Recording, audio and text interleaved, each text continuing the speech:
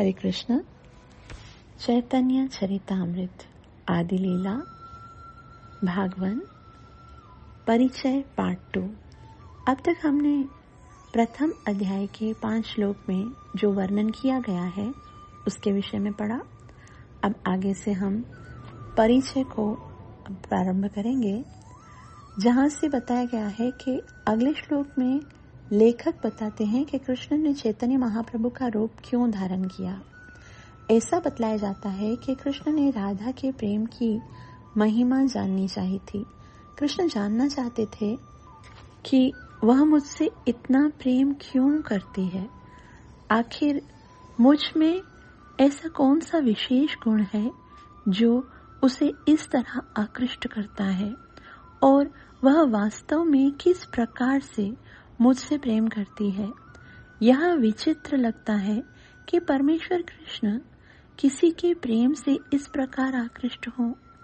एक पुरुष किसी स्त्री के प्रेम को इसीलिए चाहता है क्योंकि वह अपूर्ण है और उसमें कुछ कमी है। स्त्री का प्रेम वह शक्ति है, वह आनंद पुरुष में नहीं मिलता।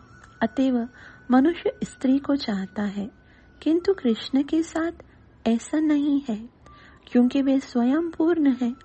इसलिए कृष्ण ने आश्चर्य प्रकट किया, मैं राधा रानी के द्वारा आकृष्ट क्यों होता हूँ, और जब राधा रानी मेरे प्रेम का अनुभव करती है तब उसे कैसा लगता है। इस प्रेम व्यापार में सार का आस्वादन करने के लिए कृष्ण उसी तरह प्रकट हुए जिस तरह समुद्र के क्षितिज पर चंद्रमा प्रकट होता है। जिस तरह समुद्र मंथन से चंद्रमा प्रकट हुआ था, उसी तरह आध्यात्मिक प्रेम व्यापार के मंथन से चैतन्य महाप्रभु रूपी चंद्रमा प्रकट हुए। निस्संदेह चैतन्य महाप्रभु का वर्ण सुनहला था, जैसा कि चंद्रमा का होता है। यद्यपि यह आलंकारिक भाषा है, किंतु इससे चैतन्य महाप्रभु के आविर्भाव के पीछे जो अर्थ है वह प्रकट होता है। उनके आविर्भाव की पूर्ण महत्ता की व्याख्या बाद के अध्यायों में की जाएगी। चैतन्य चरितामृत के 7वें श्लोक में चैतन्य महाप्रभु को नमस्कार करने के बाद कृष्णदास कविराज महाराज भगवान नित्यानंदा को नमस्कार करते हैं। वे बतलाते हैं कि भगवान नित्यानंदा बलराम हैं, जो महाविष्णु के उद्गम हैं। कृष्ण के प्रथम विस्तार बलराम है, जिसका एक अंश संकर्षण के रूप में प्रकट होता है। संकर्षण के बाद वे प्रद्युम्न रूप में प्रकट होते हैं। इस तरह उनके अनेक विस्तार होते हैं। यद्यपि विस्तार अनेक हैं, किंतु श्री कृष्ण ही स्तोत्र हैं, जैसा कि ब्रह्म संहिता से पुष्टि होती है। वे उस मूल दीपक के तुल्य हैं जिससे हजारों लाखों दीपक जलाए जाते हैं। यद्यपि मूल दीपक से अनेक दीपक जलाए जा सकते हैं, किंतु स्रोत के रूप में मूल दीपक की अपनी पहचान होती है। दीपार्चिरेव हि दशान्तरमभ्युपेत्य दीपायते विवृतहेतु समानधर्मा यस्तादृगेव हि च विष्णु कला विभाति गोविन्दमादिपुरुषं तमहं भजामि। इस तरह कृष्ण अनेक रूपों में अपना विस्तार करते हैं, और ये सारे विस्तार विष्णु तत्व कहलाते हैं।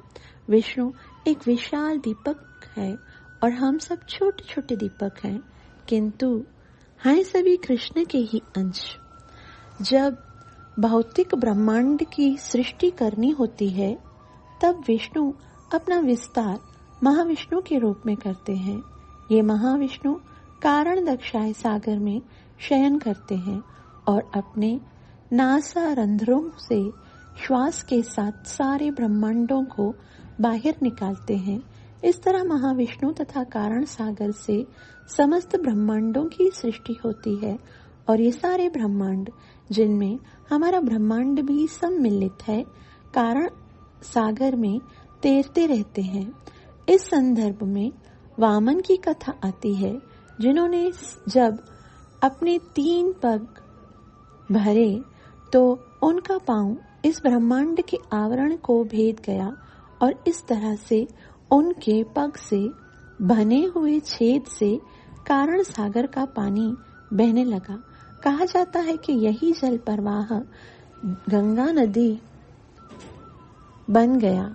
इसलिए गंगा को विष्णु का सबसे पवित्र जल माना जाता है और वह सारे हिंदुओं द्वारा हिमालय से लेकर बंगाल की खाड़ी तक पूजित है। वास्तव में महाविष्णु बलराम के विस्तार हैं, जो कृष्ण के प्रथम विस्तार हैं और वृंदावन की लीलाओं में कृष्ण के भाई हैं। हरे कृष्ण कृष्ण कृष्ण हरे हरे, हरे राम राम राम हरे हरे। इस महामंत्र में राम बलराम के लिए आया है। चूंकि भगवान नित्यानंद बलराम के विस्तार है, अतएव राम शब्द भगवान नित्यानंद का भी सूचक है।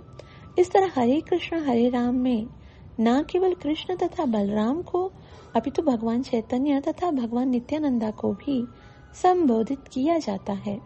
चैतन्य चरितामृत की विषय वस्तु मुख्यतः इस भौतिक सृष्टि से परे की विवेचना से संबंधित है। जगत का भौतिक विस्तार माया कहलाता है, क्योंकि इसका अस्तित्व शाश्वत नहीं है।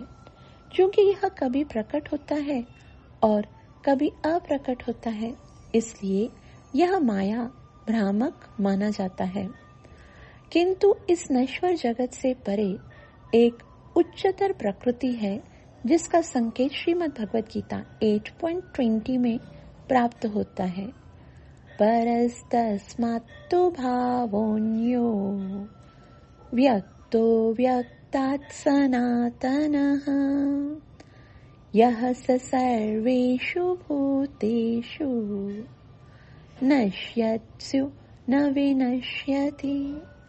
तथापि एक दूसरी अव्यक्त प्रकृति भी है, जो इस व्यक्त तथा अव्यक्त पदार्थ से परे शाश्वत तथा दिव्य है। यह सर्वोच्च है और कभी विनष्ट नहीं होती है। जब इस जगत का सब कुछ नष्ट हो जाता है, तब वह अंश उसी तरह बना रहता है। इस भौतिक जगत की एक व्यक्त स्थिति है और एक अव्यक्त स्थिति है। परा यानी श्रेष्ठ प्रकृति व्यक्त और अव्यक्त भौतिक प्रकृति से परे है। यह परा प्रकृति वह जीवंत शक्ति है, जो समस्त जीवों के शरीरों में उपस्थित रहती है। यह शरीर अपरा यानी निकृष्ट प्रकृति अर्थात पदार्थ से बना हुआ है, किंतु परा यानी श्रेष्ठ प्रकृति से ही शरीर गतिमान होता है।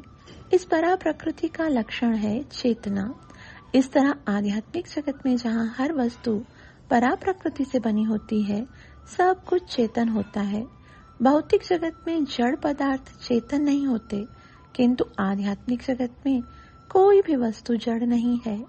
वहाँ की मेज भी चेतन है, धरती भी चेतन है, वृक्ष भी चेतन है, सभी चेतन है। तो यहाँ श्रील प्रभुपाद जी बहुत सुंदर बता रहे हैं आध्यात्मिक जगत के बारे में। हम ये सोच भी नहीं सकते ना, जैसे यहाँ पर जो निर्जीव जिनको हम कहते हैं, उनके अंदर कोई चेतना नहीं है, लेकिन ये भगवान की अपरा प्रकृति है जो भौतिक जगत है।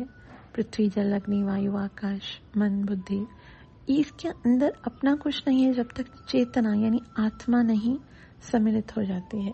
लेकिन आध्यात्मिक जगत में सब कुछ चेतन है। हर एक वस्तु, मेज कुर्सी धरती वृक्ष लताएं सब चेतन है।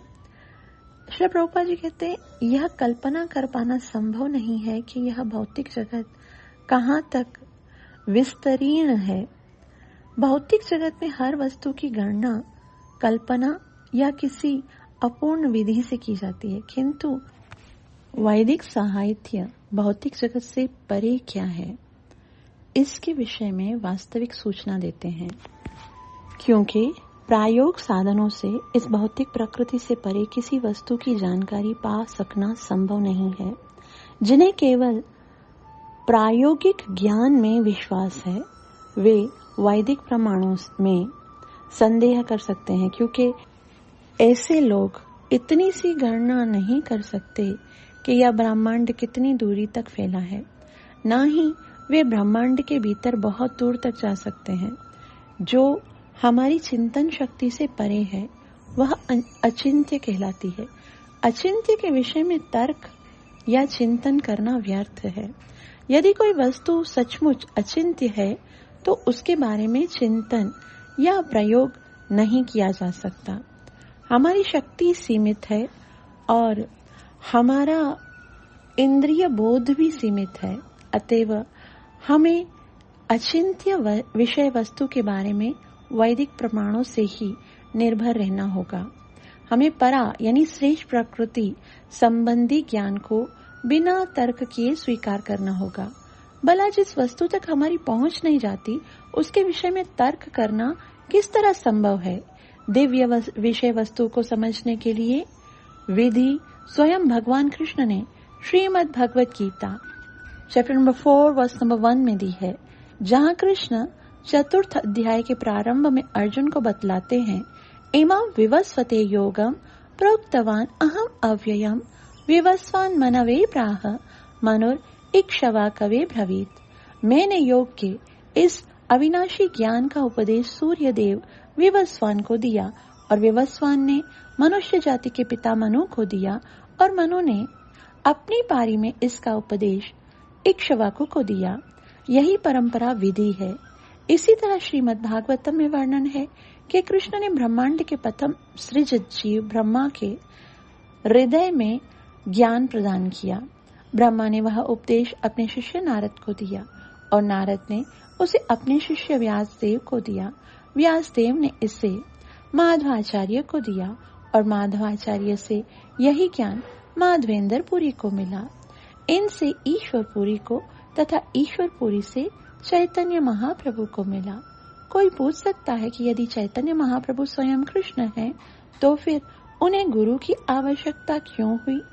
निस्संदेह उन्हें गुरु की आवश्यकता नहीं थी, किंतु वे आचार्य अर्थात उदाहरण देकर शिक्षा देने वाला उसी की भूमिका निभा रहे थे। अतएव उन्होंने गुरु स्वीकार किया, यहाँ तक कि स्वयं कृष्ण ने गुरु स्वीकार किया था, क्योंकि यही पद्धति है। इस तरह भगवान मनुष्यों के लिए आदर्श प्रस्तुत करते हैं, किंतु हमें यह नहीं सोचना चाहिए कि भगवान इसलिए गुरु स्वीकार करते हैं क्योंकि उनमें ज्ञान का अभाव है। वे तो मात्र गुरु शिष्य परंपरा को स्वीकार करने की महत्ता पर बल देना चाहते हैं।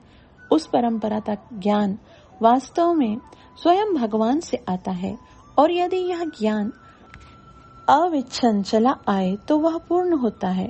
भले ही हम उस मूल पुरुष से संपर्क ना कर सकें जिसने सर्वप्रथम उसे प्रदान किया, किंतु हम इस संप्रेषण विधि से वही ज्ञान प्राप्त कर सकते हैं।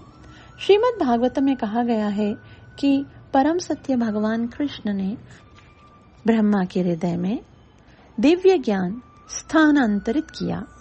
हृदय से होकर ज्ञान प्राप्त करने की यह एक विधि हुई। इस प्रकार ज्ञान प्राप्त करने की दो विधियां हैं।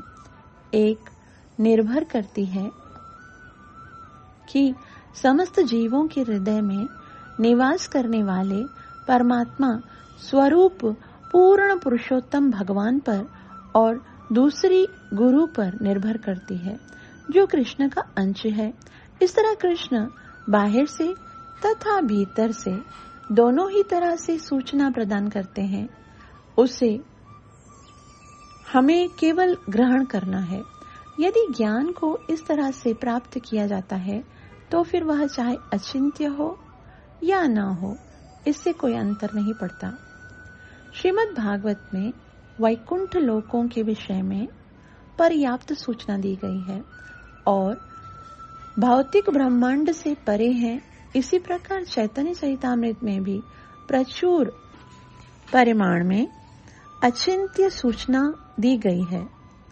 प्रयोगात्मक ज्ञान के द्वारा इस सूचना को प्राप्त करने की चेष्टा संभव नहीं है। इस ज्ञान को मात्र स्वीकार करना है। वैदिक विधि के अनुसार शब्द अर्थात दिव्य ध्वनि को प्रमाण के रूप में स्वीकार किया जाता है। वैदिक ज्ञान में शब्द अत्यंत महत्वपूर्ण है, क्योंकि यदि यह शुद्ध है तो उसे प्रामाणिक माना जाता है। यहाँ तक कि भौतिक जगत में भी टेलीफोन पर या रेडियो द्वारा हजारों मील से भेजी गई बहुत सी वस्तुओं को हम स्वीकार करते हैं। इस तरह हम अपने वैदिक जीवन में भी शब्द को प्रमाण मानते हैं। यद्यपि हम सूचना देने वाले नहीं देख सकते, किंतु इसकी सूचना को शब्द के आधार पर वेद स्वीकार करते हैं। तभी तो वैदिक ज्ञान के संप्रेषण में शब्द ध्वनि अत्यधिक महत्वपूर्ण है। तो यहाँ श्रील प्रभुपाद जी बोलते हैं कि हमारी इंद्रियां इतनी लिमिटेड हैं कि वो तो भौतिक जगत को भी नहीं समझ सकती। तो इन इंद्रियों के द्वारा तो हम अपने वास्तविक आधार भगवान श्री कृष्ण को नहीं समझ सकते, क्योंकि वो तो नितांत आध्यात्मिक है। तो अब कृष्ण को समझने का या कृष्ण को स्वीकार करने का एक ही तरीका है कि हम शास्त्र प्रमाण को स्वीकार करें, क्योंकि शास्त्र ही हमें वास्तविक आध्यात्मिक जगत के विषय में बता सकता है। क्योंकि हम खुद तो आध्यात्मिक जगत में ना जा सकते हैं और ना ही अपनी इंद्रियों के द्वारा उसको समझ सकते हैं। श्रील प्रभुपाद जी बोलते हैं वैसे भी सब जीव जो है वो शास्त्र प्रमाण को स्वीकार करते हैं। जैसे न्यूज़पेपर, रेडियो, टेलीविजन में जो न्यूज आती है वो भी तो प्रमाण है ना, किसी ऑथेंटिक ने बताया और हमने उसको स्वीकार किया। तो उसी तरह से जो ऑथेंटिक शास्त्र हैं, जो शुद्ध वैष्णव के द्वारा हमें व्याख्या की जाती है, तो वो उसको हमें स्वीकार करना चाहिए।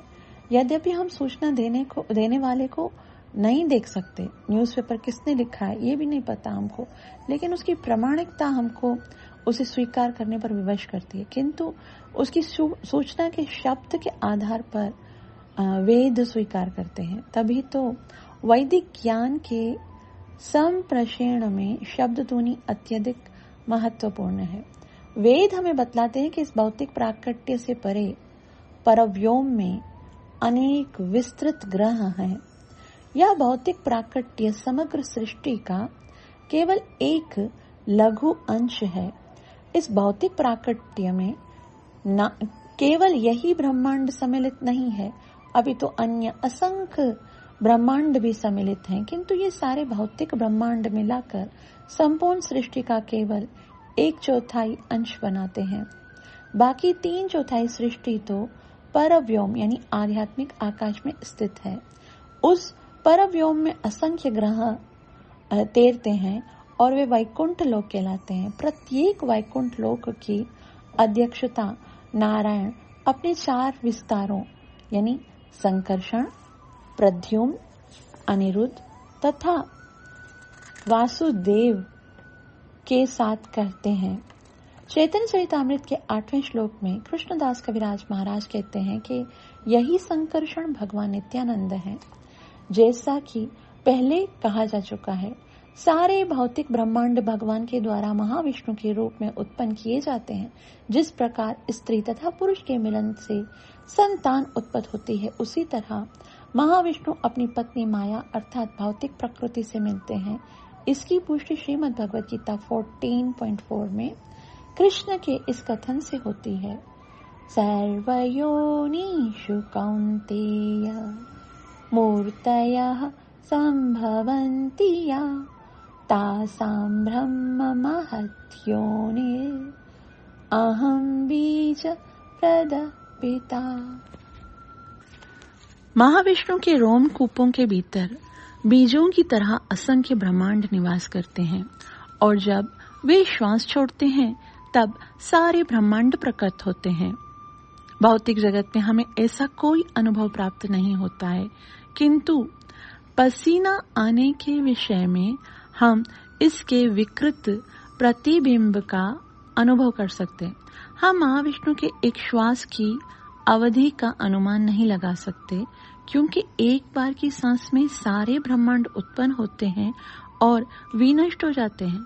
ब्रह्म संहिता में कहा गया है कि ब्रह्मा जी केवल एक श्वास की अवधि तक जीवित रहते हैं और हमारे काल माप के अनुसार ब्रह्मा का एक दिन अर्थात 12 घंटे 4,32,000 वर्षों का होता है और ब्रह्मा अपने 100 वर्षों तक जीवित रहते हैं।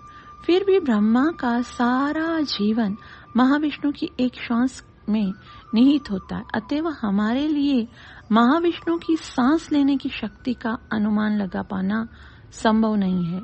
ये महाविष्णु भगवान नित्यानंद के केवल आंशिक प्राकट्य हैं। उसे चैतन्य चरितामृत के लेखक 9वें श्लोक में वर्णित करेंगे। 10वें तथा 11वें श्लोक में कृष्णदास कविराज वर्णन करते हैं कि गर्भोदक्षाय विष्णु और क्षीरोदक्षाय विष्णु क्रमशः महाविष्णु के स्वांश विस्तार हैं। ब्रह्मा जी गर्भोदक्षाय विष्णु की नाभि से उत्पन्न कमल से प्रकट होते हैं और उस कमल की नाल के भीतर अनेक ग्रह मंडल विद्यमान हैं। फिर ब्रह्मा जी समग्र मानव समाज, पशु समाज, प्रत्येक वस्तु की सृष्टि करते हैं। क्षीरोदक्षाय विष्णु ब्रह्मांड के भीतर क्षीर सागर पर शयन करते हैं। इस ब्रह्मांड के वे नियंता तथा पालक हैं। इस तरह ब्रह्मा सृष्टा है, विष्णु पालक है और जब प्रलय काल आता है तब शिव सब कुछ समाप्त कर देते हैं। इस प्रकार चैतन्य चरितामृत के पहले 11 श्लोकों में कृष्णदास कविराज गोस्वामी ने चैतन्य महाप्रभु की विवेचना साक्षात पूर्ण पुरुषोत्तम भगवान श्री कृष्ण के रूप में और भगवान नित्यानंद की बलराम के रूप में की है, जो कृष्ण के प्रथम विस्तार हैं।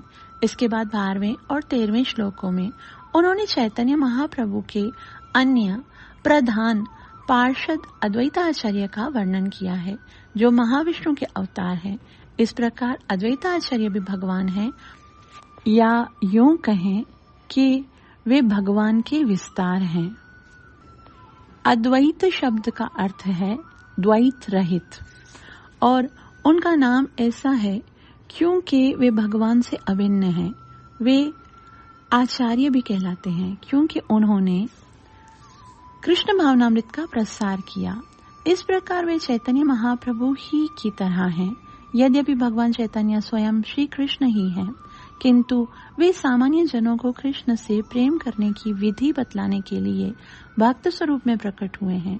इसी प्रकार यद्यपि अद्वैत आचार्य भगवान हैं, फिर भी वे कृष्ण भावनामृत का ज्ञान विस्तारित करने के लिए प्रकट हुए हैं। इस प्रकार वे भी भगवान हैं जो भक्त के रूप में अवतरित हुए हैं। भगवान चैतन्य की लीलाओं में कृष्ण 5 विभिन्न अंशों में प्रकट होते हैं, जिन्हें पंच तत्व कहते हैं, जिन्हें श्री कृष्णदास कविराज चैतन्य चरितामृत के 14वें श्लोक में नमस्कार करते हैं। कृष्ण तथा उनके सारे पार्षद भगवत भक्तों के रूप में प्रकट होते हैं। श्री चैतन्य, नित्यानंद प्रभु, श्री अद्वैत, श्री गदाधर प्रभु तथा श्रीवास प्रभु, सभी प्रकार से चैतन्य महाप्रभु अपने सारे भक्तों की शक्ति के उद्गम हैं। चूंकि बात ऐसी है, अतएव यदि हम कृष्ण भावना को सही ढंग से संपन्न करने के लिए चैतन्य महाप्रभु की शरण लेते हैं, तो यह निश्चित है कि हम प्रगति करेंगे। नरोत्तम दास ठाकुर के एक गीत में कहा गया है, हे भगवान चैतन्य मुझ पर कृपा करें, आपके समान दयालु दूसरा कोई नहीं है। मेरी यह याचना अत्यंत अविलंबनीय है, क्योंकि आपका ध्येय है पतितों का उद्धार करना और मुझसे बढ़कर अधिक पतित अन्य कोई नहीं है। इसलिए मैं आपसे प्राथमिकता के आधार पर कृपा की याचना करता हूँ। पतित पावना हेतु तव अवतार, मोसमा पति न पाई प्यार। 15वें श्लोक में कृष्णदास कविराज गोस्वामी सीधे कृष्ण को नमस्कार करना प्रारंभ कर देते हैं। कृष्णदास कविराज वृंदावन के निवासी तथा महान भक्त थे। वे अपने परिवार के साथ बंगाल के बृंदावन जिले के एक छोटे से गांव कटवा में रहते थे। वे अपने परिवार वालों के साथ राधा कृष्ण की पूजा करते थे और एक बार जब उनके परिवार में भक्ति के विषय में कुछ गलतफहमी हुई तो नित्यानंद प्रभु ने स्वप्न में कृष्णदास कविराज महाराज को उपदेश दिया कि वे घर छोड़कर वृंदावन चले जाएं। यद्यपि वे अत्यधिक वृद्ध थे किंतु वे उसी रात वृंदावन में निवास करने के लिए चल पड़े। जब वे वहां थे तब वे चैतन्य महाप्रभु के प्रधान शिष्य कुछ गोस्वामियों से मिले। वृंदावन के भक्तों ने उनसे प्रार्थना की कि वे चैतन्य चरितामृत लिखें। यद्यपि उन्होंने लेखन कार्य वृद्धावस्था में शुरू किया किंतु श्री चैतन्य की कृपा से वह पूरा हो गया। आज चैतन्य महाप्रभु के दर्शन और जीवन के विषय में यह सर्वाधिक प्रामाणिक ग्रंथ है। जब कृष्णदास कविराज गोस्वामी वृंदावन में रह रहे थे तब वहां मंदिरों की संख्या अधिक नहीं थी। उस समय मदन मोहन, गोविंद जी तथा गोपीनाथ ये ही 3 प्रमुख मंदिर थे। वे एक वृंदावन वासी के रूप में इन मंदिरों के अर्चा विग्रहों को नमस्कार करते हैं और भगवान से अनुग्रह करने की प्रार्थना करते हैं।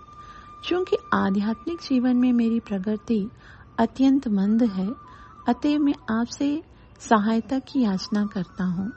श्री चैतन्य चरितामृत के 15वें श्लोकों में कृष्णदास सर्वप्रथम मदन मोहन विग्रह को नमस्कार करते हैं जो कृष्ण भावनामृत में प्रगति करने में सहायक हो सकते हैं। कृष्ण भावनामृत संपादित करते समय हमारा पहला कर्तव्य होता है कि कृष्ण को जानना तथा उनके साथ अपने संबंध को जानना। कृष्ण को जानना स्वयं को जानना है और स्वयं को जानना कृष्ण के साथ अपने संबंध को जानना है, क्योंकि यह संबंध मदन मोहन विग्रह की पूजा करके सीखा जा सकता है। अतएव कृष्णदास कविराज गोस्वामी सर्वप्रथम उनसे अपना संबंध स्थापित करते हैं। जब यह संबंध स्थापित हो जाता है तो 16वें श्लोक में कृष्णदास अभिदेह विग्रह को अपनी प्रणति निवेदन करते हैं। गोविंद विग्रह को अभिदेय विग्रह कहा जाता है क्योंकि वे हमें दिखलाते हैं कि राधा और कृष्ण की सेवा कैसे की जाए। मदन मोहन विग्रह केवल यह स्थापित करते हैं कि मैं आपका सनातन सेवक हूँ, किंतु गोविंद के साथ सेवा की वास्तविक स्वीकृति दिखती है। गोविंद वृंदावन में नित्य निवास करते हैं। वृंदावन के आध्यात्मिक जगत में महल्ले चिंतामणि के बने होते हैं। गायें प्रचुर दूध देने वाली होती हैं जिन्हें सुरभि कहा जाता है और वहाँ के वृक्ष कल्प वृक्ष कहलाते हैं, क्योंकि व्यक्ति जो भी कामना करता है वे उसे पूर्ण करते हैं। वृंदावन में कृष्ण सुरभि गौओं को चराते हैं और वहाँ की हजारों लाखों गोपियां उनकी पूजा करती हैं, जो सब लक्ष्मियां होती हैं। जब कृष्ण भौतिक जगत में अवतरित होते हैं तब यही वृंदावन उनके साथ अवतरित होता है। जिस तरह किसी विख्यात व्यक्ति के साथ उसका दल चलता है, चूंकि जब कृष्ण आते हैं तो उनकी भूमि भी साथ आती है, अतः वृंदावन को इस भौतिक जगत से परे अवस्थित माना जाता है। इसलिए भक्तगण भारत में स्थित वृंदावन की शरण लेते हैं, क्योंकि प्रतिकृति माना जाता है।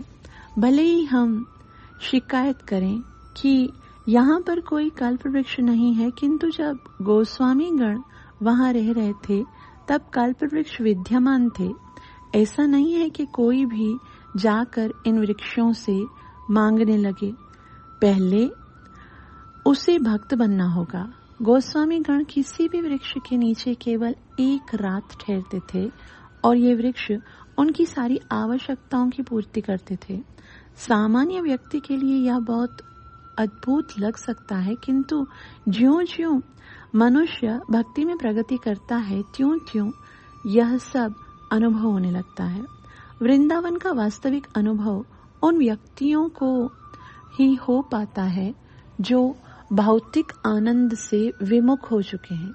एक महान भक्त पूछता है, कब मेरा मन भौतिक भोग की लालसा से शुद्ध हो सकेगा, जिससे मैं वृंदावन का दर्शन कर सकूं। हम जितने ही अधिक कृष्ण भावना भावित होंगे और जितने ही अग्रसर होंगे, सारी वस्तुएं उतनी ही आध्यात्मिक लगने लगेंगी। इस प्रकार कृष्णदास कविराज गोस्वामी ने भारत के वृंदावन को आध्यात्मिक आकाश में स्थित वृंदावन जैसा ही माना और चैतन्य चरितामृत के 16वें श्लोक में वे राधा रानी तथा कृष्ण को वृंदावन में एक कल्प वृक्ष के नीचे रत्न जटित सिंहासन पर आसीन बतलाते हैं। तारा मध्ये रत्नासाने बोसिया छिंदोई जाने श्यामा संगे सुंदरी राधिका। वहाँ कृष्ण की प्रिय गोपियां राधा तथा कृष्ण की सेवा गाकर, नाचकर, तांबूल तथा जलपान देकर और उन्हें फूलों से सजाकर करती हैं। आज भी भारत में लोग झूलते हुए सिंहासनों को सजाते हैं और जुलाई अगस्त मास में इस दृश्य को पुनर्उज्जीवित करते हैं। सामान्यतः उस समय लोग वहां के अर्चा विग्रहों को नमस्कार करने वृंदावन जाते हैं। अंत में कृष्णदास कविराज गोस्वामी पाठकों को गोपीनाथ विग्रह के नाम पर आशीर्वाद देते हैं।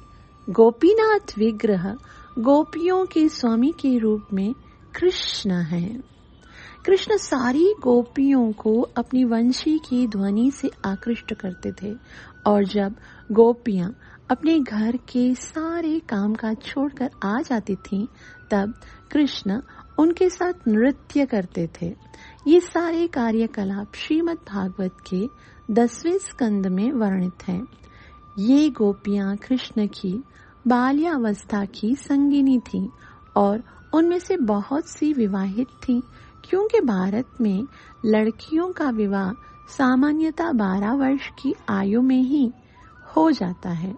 हाँ, लड़कों का विवाह 18 वर्ष के पूर्व नहीं होता। अतएव कृष्ण, जो उस समय 15 या 16 वर्ष के थे, विवाहित नहीं थे। फिर भी वे इन लड़कियों को उनके घरों से बुलाते और अपने साथ नृत्य करने के लिए आमंत्रित करते थे। यह नृत्य रास लीला कहलाता है और यह वृंदावन की लीलाओं का सर्वाधिक उच्च स्तर का विलास है। इसलिए कृष्ण गोपीनाथ कहलाते हैं, क्योंकि वे गोपियों के प्रिय प्राणधन हैं। कृष्णदास कविराज गोस्वामी भगवान गोपीनाथ से आशीर्वाद प्रदान करने को कहते हैं। वे गोपीनाथ अर्थात कृष्ण आपको आशीर्वाद प्रदान करें। आप गोपीनाथ द्वारा आशीष प्राप्त करें। जिस प्रकार कृष्ण अपनी वंशी की मधुर ध्वनि से गोपियों को आकृष्ट कर लेते थे, श्री चैतन्य चरितामृत के लेखक प्रार्थना करते हैं कि उसी प्रकार गोपीनाथ अपनी दिव्य ध्वनि से इसके पाठकों के मन को भी आकृष्ट करें। श्रीला प्रभुपाद की जय। तो यहाँ तक हमारा जो चैतन्य चरितामृत का प्रारंभ है, परिचय, वो समाप्त होता है और अब हम कल से पहला अध्याय प्रारंभ करेंगे। पहले अध्याय में जो श्लोक श्रृंखला है, किस तरह से प्रणाम है, वंदना है, वो तो अभी हमने पढ़ा। इस पहले अध्याय में 110 श्लोक हैं और 110 श्लोक, इस चैप्टर का नाम है गुरु वर्ग। तो हम कोशिश करेंगे कि इनको जिस तरह से लिखा हुआ है एज इट इज पढ़ेंगे और जहां डिस्क्रिप्शन का आवश्यक होगा वो करेंगे, वरना मैं चाहती हूं कि एटलीस्ट हम पढ़ें, क्योंकि चैतन्य चरितामृत के विषय में डिस्क्राइब करना मेरी स्थिति है ही नहीं, लेकिन आप सब मेरे लिए प्रार्थना कीजिएगा कि मैं सेवा कर सकूं और मरने से पहले हम एक बार चैतन्य चरितामृत को पढ़ सकें। आप सबका बहुत बहुत आभार जो इतना प्रेम से श्रवण कर रहे हैं। कृपया मुझे आशीर्वाद दीजिए कि मैं अपनी सेवा और साधना को अच्छे से कर सकूं। चैतन्य महाप्रभु की जय, श्रीला प्रभुपाद की जय। ताई गौर।